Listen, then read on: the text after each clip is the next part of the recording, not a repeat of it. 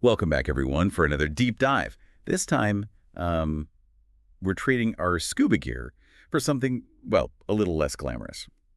The official records of your very own Seattle City Council. You might be thinking, wait, those notoriously dry meeting minutes. And yeah, you're not wrong. But trust me, there are some seriously interesting nuggets buried in there. You actually sent in minutes from April 2nd and 9th of this year, and let me tell you, even I was surprised by what we dug up. It's like panning for gold. You have to sift through a lot of routine stuff. But with the expert by my side, we're going to separate those everyday details from the gold nuggets of insight about how this city really ticks.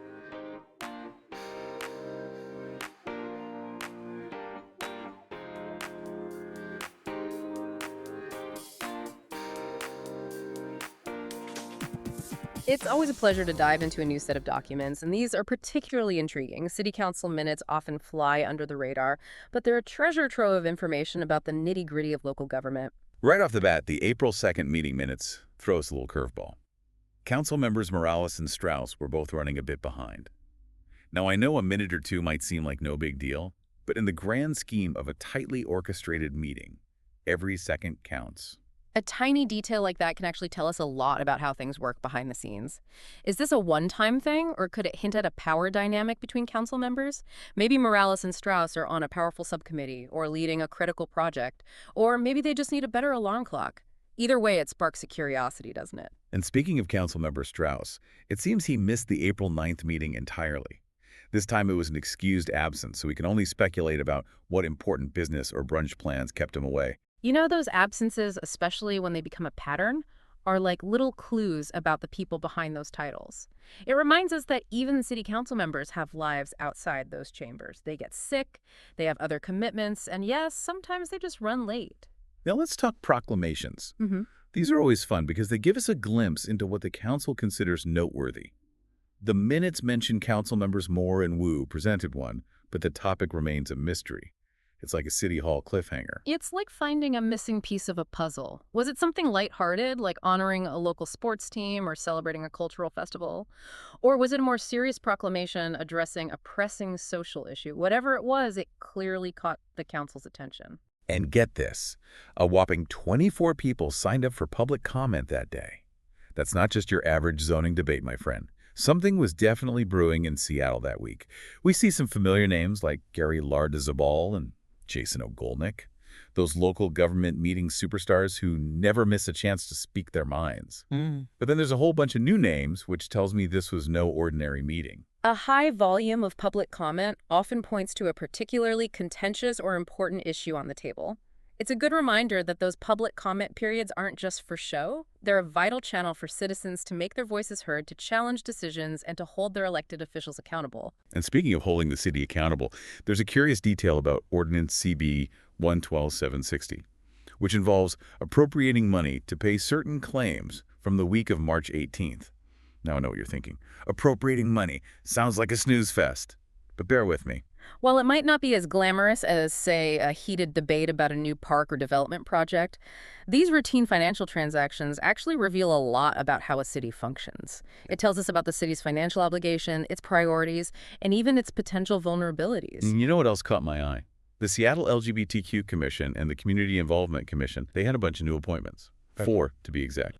So let's talk about what these commissions do. These commissions are a fantastic example of how local government extends beyond the walls of City Hall. They're essentially advisory groups made up of everyday citizens who are passionate about specific issues. These folks dedicate their time and expertise to help shape city policies that reflect the needs and values of their communities. And the fact that we see so many appointments suggests a vibrant and engaged citizenry. Yeah. It means people are stepping up, raising their hands and saying, hey, I want to be a part of making the city a better place.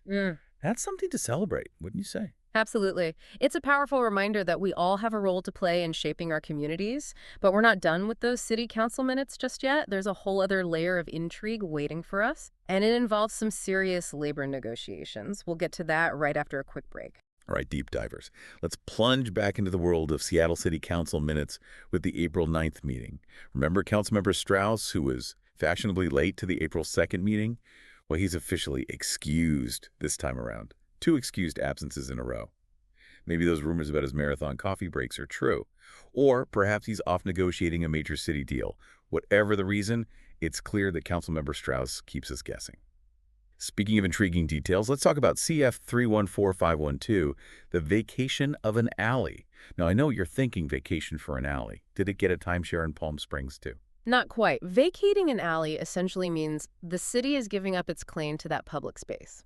It sounds simple enough, but this seemingly small act can have huge ripple effects. Okay. Often it paves the way literally for new development or utility transfers. Imagine a developer eyeing that alley for a new apartment complex or a homeowner wanting to extend their property line. Vacating the alley makes those scenarios possible. So, while it might seem like a minor detail buried in the minutes, this alley vacation could actually be a harbinger of bigger changes coming to Seattle's urban landscape. It makes you wonder what other seemingly mundane items in these minutes hint at larger trends and transformations. It's like a game of Civic. Where's Waldo trying to spot those subtle clues that tell a larger story? But enough with the serious stuff for a moment. Let's talk about something a little more lighthearted. Resolution 32132. Ah yes, the honorary street naming. Always a crowd pleaser. This time it's for a certain Weir Harmon Way. Now, I'll admit I had to consult my trusty Seattle history books on this one. It turns out we don't know exactly who Weir Harmon was or what they did to earn this honor. But the fact that 8th Avenue between Seneca and Spring now bears their name suggests they were a figure of some local significance. It's a good reminder that history isn't just made up of presidents and wars. It's also shaped by the countless individuals who contribute to their communities in unique and meaningful ways. And sometimes those contributions are immortalized in the form of street signs. And who knows, maybe someday there will be a street named after you for your dedication to deciphering city council minutes. Let's not get ahead of ourselves. But speaking of those minutes, we've still got a whole section to unpack. And this one takes us deep into the world of labor relations in Seattle. This is where things get really interesting. Remember that cluster of ordinances we mentioned earlier? CB 120756, CB 120757, CB 120758, and CB 120759. Well, they all have one thing in common: unions. Seattle has a long and storied history with organized labor, and these ordinances offer a glimpse into the ongoing dance between the city government and its unionized workforce. We're talking about thousands of city employees, firefighters, police officers, teachers, sanitation workers, all relying on these negotiations to determine their wages, benefits, and working conditions. So what can you, our intrepid listener, glean from these seemingly impenetrable ordinances? Well, for starters, the fact that there are 4 separate ordinances suggests that these negotiations weren't just a rubber stamp. There were likely some serious points of contention being hammered out behind closed doors. Were there threats of strikes? Did the city have to make tough budget cuts to accommodate union demands? These ordinances might not spell out the nitty-gritty details of the negotiations, but they do offer a fascinating glimpse into the power dynamics at play. And remember those 24 people who showed up for public comment on April 2nd. I wouldn't be surprised if some of them were there to voice their opinions on these very negotiations. After all, these agreements don't just impact city employees. They have ripple effects on the entire city. Exactly. Higher wages for city workers might mean higher taxes for residents. Improved working conditions for firefighters could lead to faster response times and safer neighborhoods. These negotiations are about a lot more than just dollars and cents. They're about the very fabric of life in Seattle. It's kind of mind-blowing when you think about it, Yeah. you know? These decisions, big and small, they shape the city we experience every day, from the buses we ride to the libraries we visit. And to think, all of this drama just hiding in plain sight within those meeting minutes. Yeah, it's a good reminder that local government... It isn't some abstract concept. Right. It's happening right here, right now. And it affects us all in very tangible ways. Totally. And, going through these minutes, I feel like we've been given a backstage pass to City Hall. We've seen the inner workings, the debates, the compromises, even the occasional power struggle. Oh, absolutely. And just like any good show, it leaves us wanting more. Did those labor negotiations result in a fair deal for everyone? What was that mysterious proclamation all about? Right. And perhaps most importantly, what stories are lurking within the minutes of your city council meetings? Exactly. Because let's be real, before this deep dive, I wouldn't have given those minutes a second thought. Okay. But now, I'm hooked. It's like discovering a hidden world, full of intrigue and unexpected twists. Absolutely. It reminds me of that saying, the truth is stranger than fiction. Except in this case, It's not just stranger. It's also a lot more relevant to our daily lives. Absolutely. These minutes may not be the most exciting read on their own, Yeah. but they hold the key to understanding how our cities function, for better or for worse. For better or for worse, yeah. And, perhaps by shining a light on these seemingly mundane documents, we can inspire more people to get involved in their local communities. Totally. Because at the end of the day, a city is only as strong as the engagement of its citizens, right? Couldn't have said it better myself. Well, folks, it seems we've reached the end of our City Council Minutes Deep Dive.